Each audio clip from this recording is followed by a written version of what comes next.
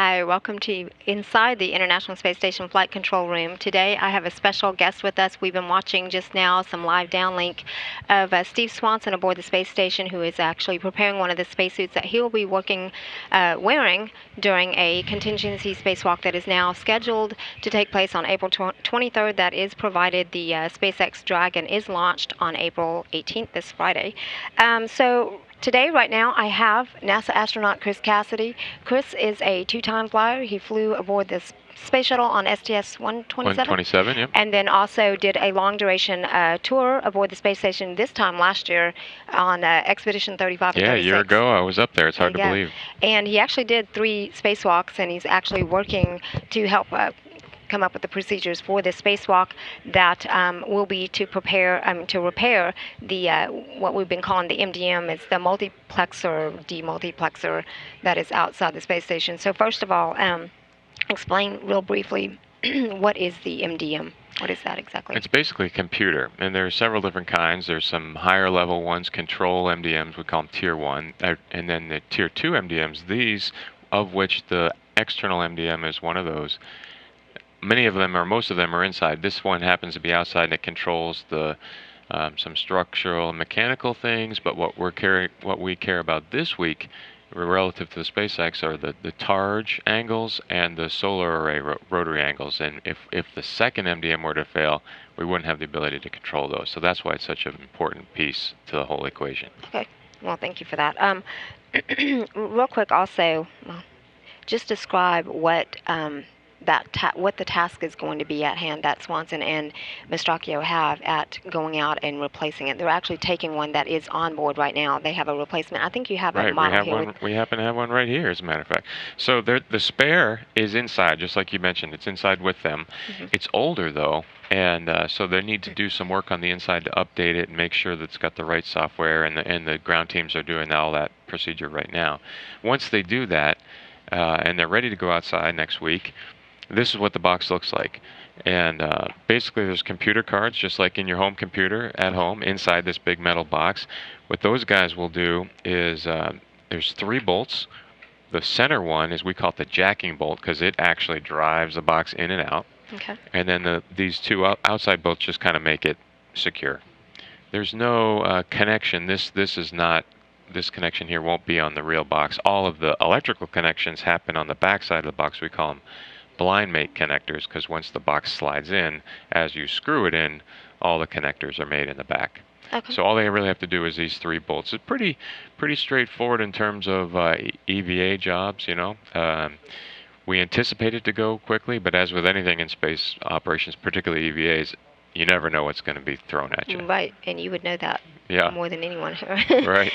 So also just briefly just describe for me what's your involvement in coming up with the procedure for their spacewalk. It's actually been kind of fun for me. Just like you said, last year I was up in space and doing my things, and plans and procedures would arrive electronically, and we'd read them and be ready to go.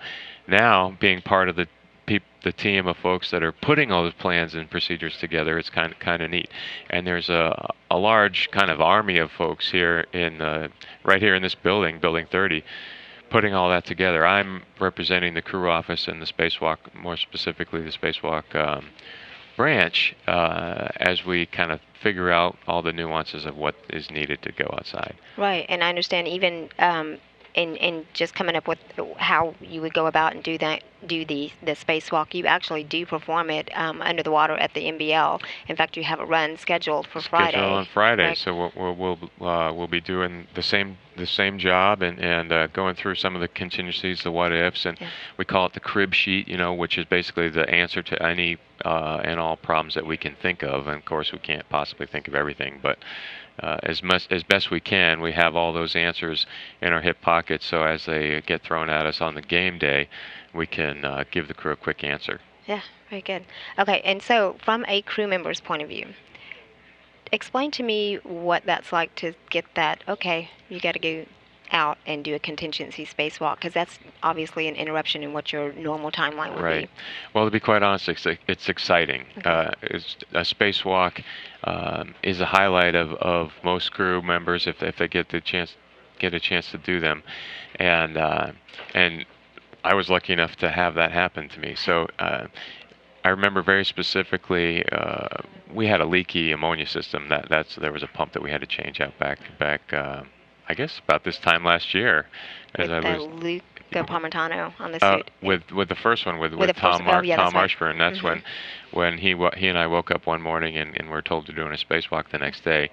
A little bit the same situation now, and it's an exciting feeling. There's so much you have to do, and you're very much all right.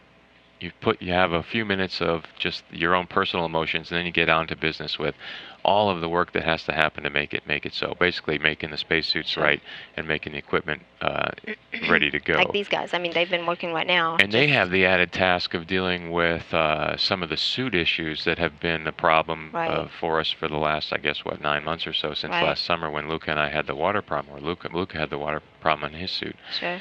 So, and what are they doing about that now? Yeah, there are 3 good spacesuits up there. Okay. It turns out the one that Luca was wearing, 3011, is the best suit that we have of those 3 because it already had we call it the fan pump separator was changed out, and all that work was completed. It had some flushing of the water done, so we knew that was going to be one of the 2 used.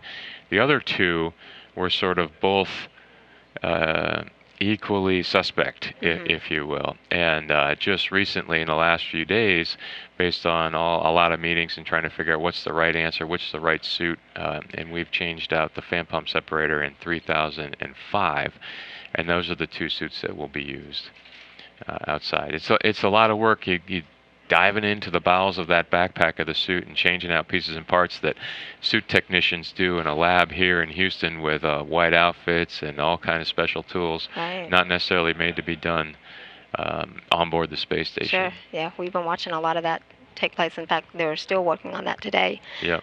Again, thank you so much for coming out and talking with us today. I think that's about all the time we have now, but we really do appreciate you coming out, and good luck on your run on Friday. Absolutely. Thanks a lot. Nice to see you. Thank you.